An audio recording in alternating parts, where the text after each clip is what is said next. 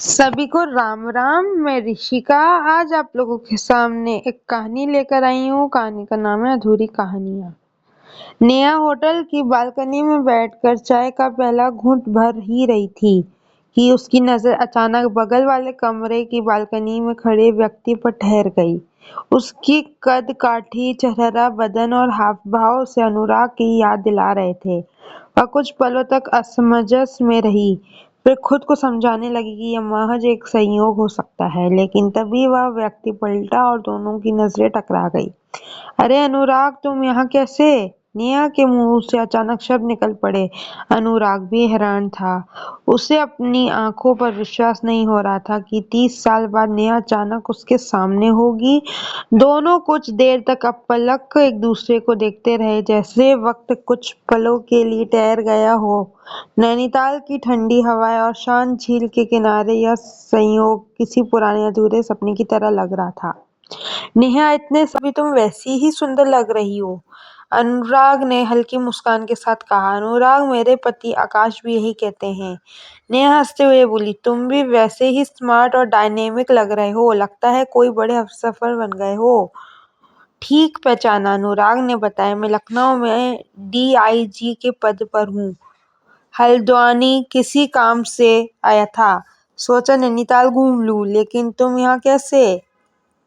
मैं बरेली के एक कॉलेज में प्रोफेसर हूँ। यह परीक्षा लेने आई थी। वैसे अकेले ही आई थी, लेकिन अब जब तुम मिल गए हो तो शायद रुकने का प्लान बदलना पड़ेगा।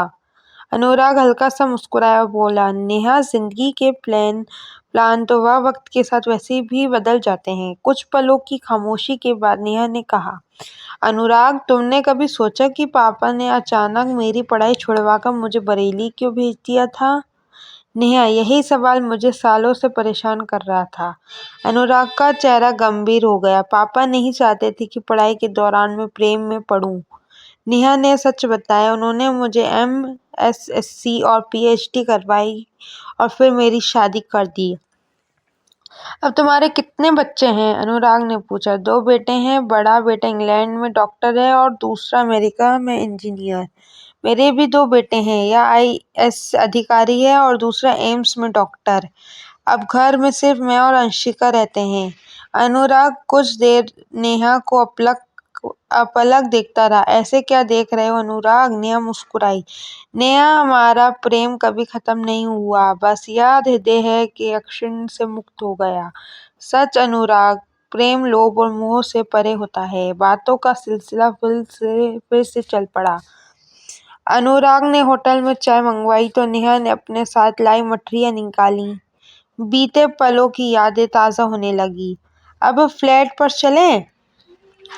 अनुराग ने सहजता से पूछा। नेहा ने थोड़ी झिझक के बाद हामी भर दी।